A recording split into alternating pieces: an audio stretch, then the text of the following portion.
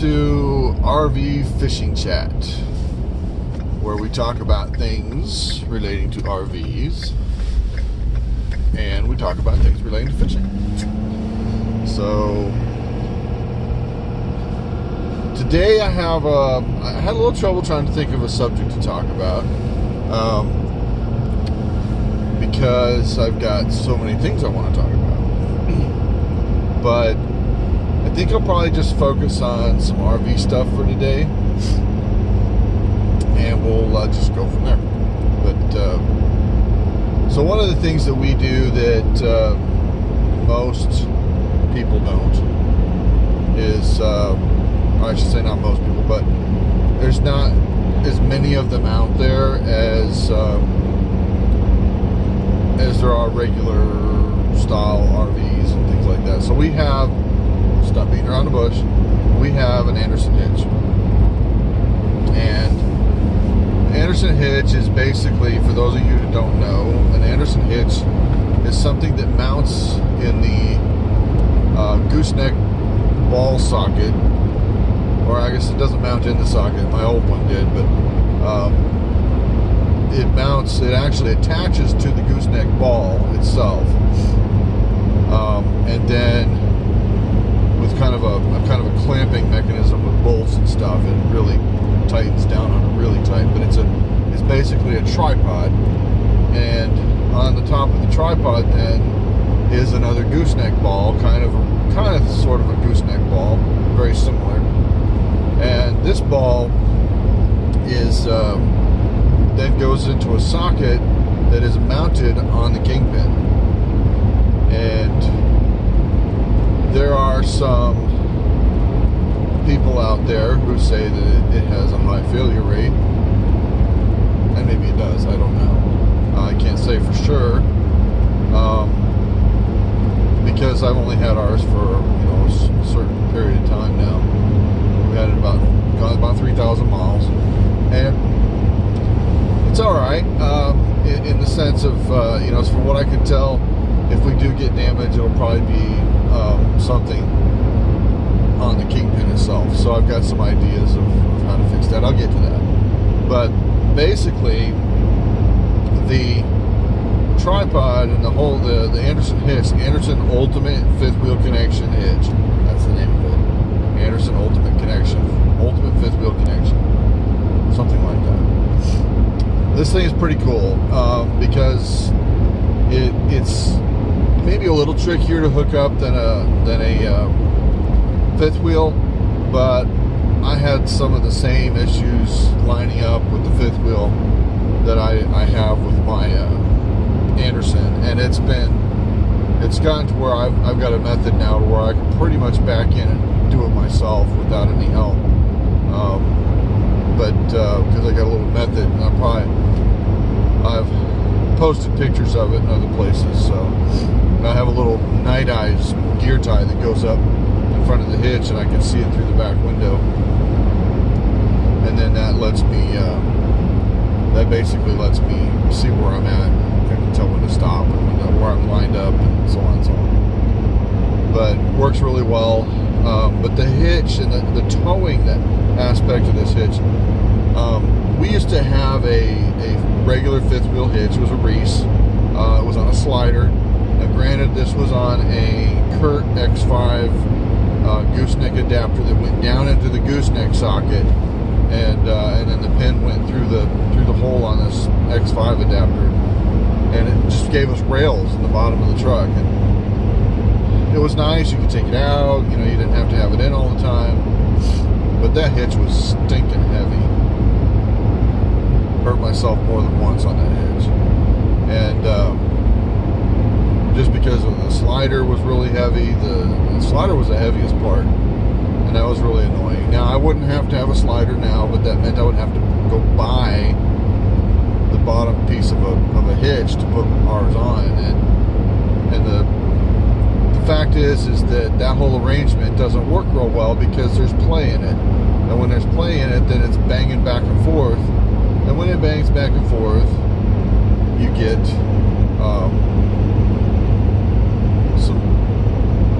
basically it beats the bottom of your bed to pieces. Not to pieces, but it dents the bottom of your bed. Plus, movement is bad in a fifth wheel, on a fifth wheel hitch. You don't want movement at all if you can help it. And that Reese just, it didn't lock up real well. In my opinion, there was still play in it. The slider had play in it. I mean, it was one thing after another that just seemed to cause trouble. And it was one of those things where I got really annoyed with it after a while, and after we got rid of it, then I realized, how much it was really bothering me and causing stress. Because every time we went to hook up, that Reese was it was really persnickety, and it would sometimes tell me that it was locked in, but then I could tell by the way the bar was that it wasn't locked in. It had a little pin or button that popped out to tell me, oh, it's locked, and it wasn't. It was really really annoying, and had it felt like it popped loose and had to go back and, oh yeah, it's not tight, it's not all the way in, and it just little persnickety things that really annoyed me, so and scared me, actually, quite frankly. And I never really liked the feeling of the whole RV sliding forward, a half an inch and banging into the hitch when I had to slam the brakes on. That was not cool. So when the Andersen Hitch first came out, we had already gotten our other hitch, so we just ran with it for a couple, 3 years. Didn't really think anything of it. It's just, it is what it is. I wanted to let the Andersen Hitch kind of get some reviews, and the more people used it, the more they liked it. So we bought one, and for this truck, to use in this truck. So the ride, using it, it's been a pretty good experience. It's really, really, really smooth. It's kind of what you would expect from a real gooseneck. If you have a gooseneck and put a regular gooseneck adapter that attaches to your kingpin and then goes down to your gooseneck ball, there's only one brand that I know of that doesn't void your warranty, and that's I think it's a Goose Box is what it's called, and it's made by Reese, I think. But that's the only one that I know of that doesn't void your warranty, and I'm not even sure about that. But I think they worked with Lippert on that to make sure that it didn't. But yeah, so if you just get a regular gooseneck adapter for your fifth wheel, you void your warranty when you put that on. The manufacturer will not cover any frame damages caused by that thing, because it puts unusual stress on your kingpin, where especially when you're going sideways or turning sideways or anything like that, it's the sideways stress that can really cause the worst of it. So at any rate, the Andersen doesn't have that problem because it attaches at the kingpin.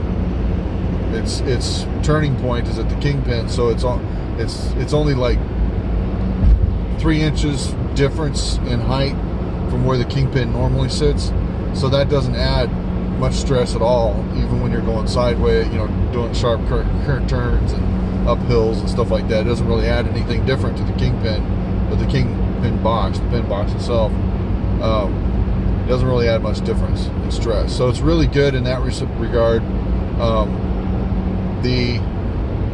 But the ride is like super smooth. When you go over railroad tracks, you hardly know the trailer's there after a while. You get used to the regular. You're gonna always feel a trailer, but after a while, it's just like it's not even there. Especially when you're on the straight stretches, you don't feel anything.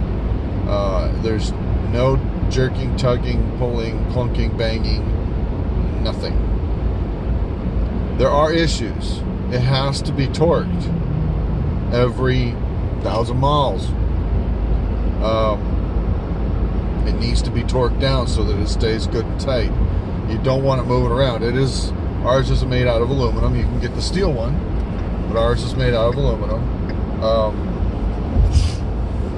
there have been 2 documented failures so far, at least last I knew, which was 3 weeks ago or something. So those documented failures are yet to be determined what really caused the failure. Andersen doesn't really know. So it's a possibility that those failures were not a major issue.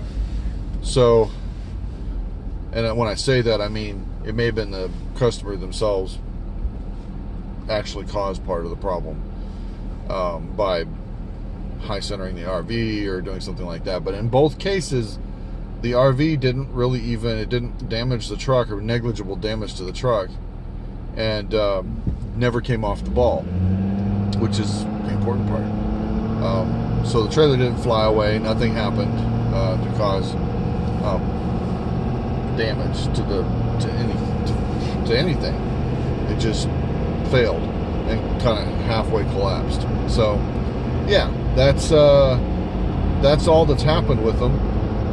Now there have been places where the coupler has broken. Not the coupler, the plastic disc guide that is supposed to help you put the RV into the socket on the kingpin, and I don't rely on that thing much at all.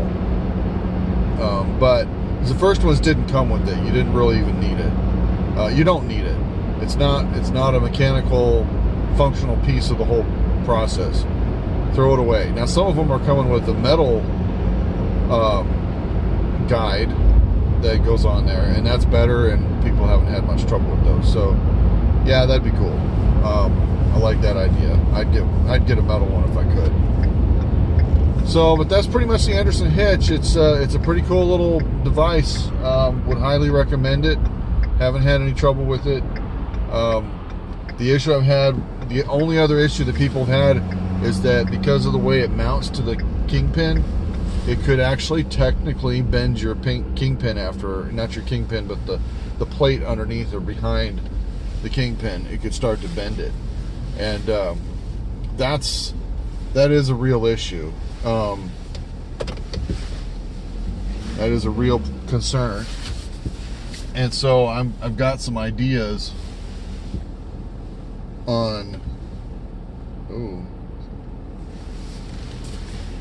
I gotta go do something. Hang on. There was a board in the way of where I needed to park. Didn't want to break it, so I'm at work. But yeah, so this problem can be resolved, I believe, by mounting a plate, adding a plate to the hitch that everything goes into. And I'll probably try, if I figure that out. I've got an idea how to make it work, and if I figure it out, I'll let everybody know, because I think people could really benefit from it. So it probably has to be custom made to your hitch though, so we'll see. At any rate, I gotta get into work, unfortunately, but it is what it is, because that's where I get paid. So anyway, that's it. Andersen Hitch, we like it. Jury's still out on its longevity. It's a lot cheaper than other hitches. I say a lot. It was $900. $900 after we bought everything to go with it. So right around that. So, which isn't a whole lot less than some of the other hitches. I mean, our other hitch, I think, with the X plate and everything, was $1,400. So, if we hadn't bought that, that was $250. So, I mean, it's about $300 cheaper than a regular fifth wheel hitch.